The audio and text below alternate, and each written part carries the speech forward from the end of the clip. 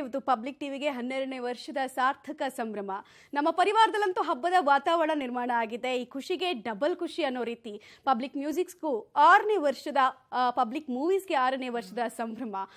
So ಸಂಭ್ರಮ ಹೇಗಿದೆ, ಸಡಗರ ಹೇಗಿದೆ ನಮ್ಮ ಕಚೇರಿಯಲ್ಲಿಂದ ಕೂಡ ನೋಡ್ತಾ ಹೋಗೋಣ. ಹಾಗೆ ನಮ್ಮನ್ನ 12 ವರ್ಷಗಳಿಂದ ಪ್ರೋತ್ಸಾಹಿಸಿ ಬೆಳೆಸ್ತಾ ಇರುವಂತಹ ವೀಕ್ಷಕ ಪ್ರಭುಗಳಿಗೂ ಕೂಡ ಧನ್ಯವಾದಗಳನ್ನ ಹೇಳ್ತಾ ಹಬ್ಬದ ವಾತಾವರಣವನ್ನು ನೋಡೋಣ. ಅದಕ್ಕಿಂತ ಮುಂಚೆ ಒಂದು ಬ್ರೇಕಿಂಗ್ ಅಪ್ಡೇಟ್ ಬರ್ತಾ ಇದೆ, ನೋಡ್ಕೊಂಡು ಬರೋಣ.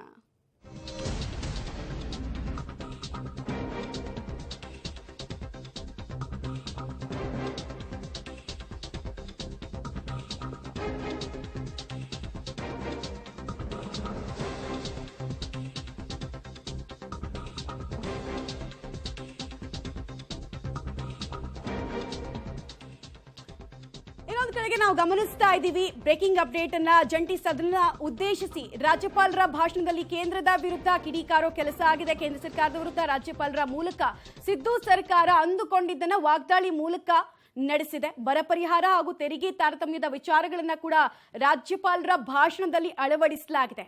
ಸರ್ಕಾರದ ಮೂಲಕ ಈ ಎಲ್ಲಾ ಸಂದೇಶಗಳನ್ನ ರಾಜ್ಯಪಾಲರ ಮೂಲಕ ತಲುಪಿಸೋ ಕೆಲಸವನ್ನ ರಾಜ್ಯ ಸರ್ಕಾರ ಮಾಡ್ತಾ ಅನ್ನೋ ಪ್ರಶ್ನೆ ಸಹಜವಾಗಿ ಉದ್ಭವಿಸ್ತಾ ಇದೆ.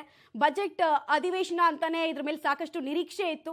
राज्य सरकार ने भारत सरकार के कृषि एवं किसान कल्याण मंत्रालय को खरीफ सूखा राहत से संबंधित ज्ञापन सौंपकर सूखा प्रभावित तालुकों में सूखा राहत उपायों के लिए एनडीआरएफ से 18,171.44 करोड़ रुपए की वित्तीय सहायता मांगी है.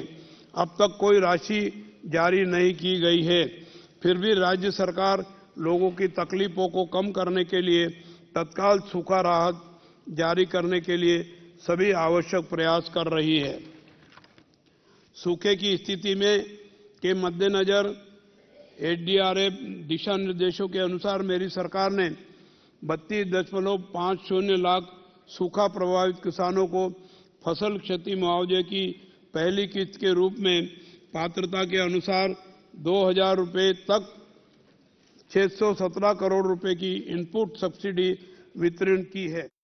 ಸಾಮಾನ್ಯವಾಗಿ ರಾಜ್ಯಪಾಲರ ಭಾಷಣ ಅಂತ ಹೇಳಿದ್ರೆ ಸರ್ಕಾರ ತನ್ನ ಸಾಧನೆಗಳ ಜೊತೆಗೆ ತನಗೆ ತಲುಪಿಸಬೇಕಾದಂತಹ ಮೆಸೇಜ್ ಅನ್ನ ಕೇಂದ್ರ ಸರ್ಕಾರಕ್ಕೆ ತಲುಪಿಸೋ ಕೆಲಸವನ್ನ ಈ ಭಾಷಣದ ಮೂಲಕ ಮಾಡುತ್ತೆ ಸಾಮಾನ್ಯವಾಗಿ. ಸೊ ಇಲ್ಲೂ ಕೂಡ ಅಷ್ಟೇ, ರಾಜ್ಯದ 223 ತಾಲೂಕುಗಳ ಬರ ವಿಚಾರ ಕೂಡ ಪ್ರಸ್ತಾಪ ಆಗಿದೆ. ಅಟ್ ದ ಸೇಮ್ ಟೈಮ್ ಅನುದಾನದ ವಿಚಾರದಲ್ಲಿ ತಾರತಮ್ಯ ಆಗ್ತಾ ಇದೆ, ಸಮಸ್ಯೆ ಆಗ್ತಾ ಇದೆ ಅನ್ನೋದನ್ನ ಕೂಡ ಇಲ್ಲಿ ಮನವರಿಕೆ ಮಾಡಿಕೊಡೋ ಪ್ರಯತ್ನವನ್ನ ಕೇಂದ್ರಕ್ಕೆ ಮಾಡಲಾಗಿದೆ. ಕೇಂದ್ರಕ್ಕೆ 18,000 ಕೋಟಿಯಷ್ಟು ಬರ ಪರಿಹಾರವನ್ನ ಕೇಳಿತ್ತು.